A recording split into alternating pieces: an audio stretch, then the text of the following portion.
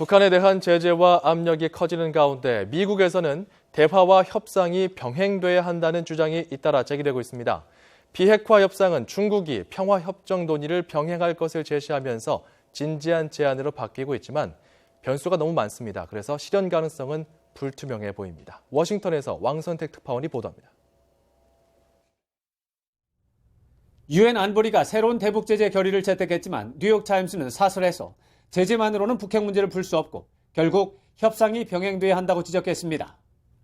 월스트리트 저널도 제재 일변도 정책은 북한을 군국주의로 밀어내는 것이라면서 부작용을 경고했습니다.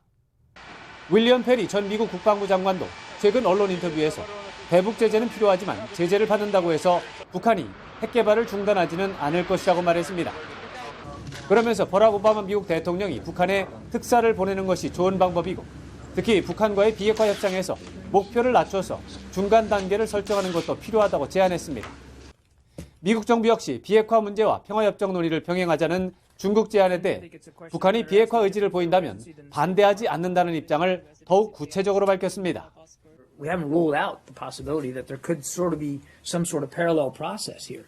But, and this is not a small but, there has to be denuclearization on the peninsula and work through the six-party process. 이처럼 미국에서 북한과의 협상 문제가 검토되고 있지만 협상 국면이 열리는 것은 현실적으로 쉽지 않은 과제입니다. 단기적으로 북한이 제재에 대한 반발로 다양한 방법으로 도발을 감행할 것이 확실시되는 만큼 대화의 물꼬를 여는 것 자체가 쉽지 않을 전망입니다. 지난 10년 동안 북한의 핵무기 개발이 상당한 수준에 이른 만큼 북한이 비핵화 협상에 참여할 동기부여를 제시하기 어렵다는 것도 근본적인 걸림돌입니다. 이와 관련해 중국이 평화협정 논의를 병행하자고 제안한 것이 답이 될 수 있지만 중국의 제안은 북한과의 조율을 거치지 않은 것으로 보인다는 점에서 여전히 막연한 수준입니다. 또 남북관계가 최악의 대치 상태인 만큼 북한이 남한의 참여를 수용할 가능성이 희박하다는 것도 결정적인 변수가 될 수 있습니다.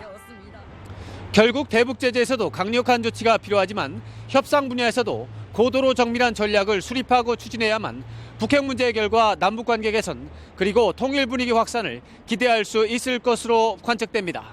워싱턴에서 YTN 왕선택입니다.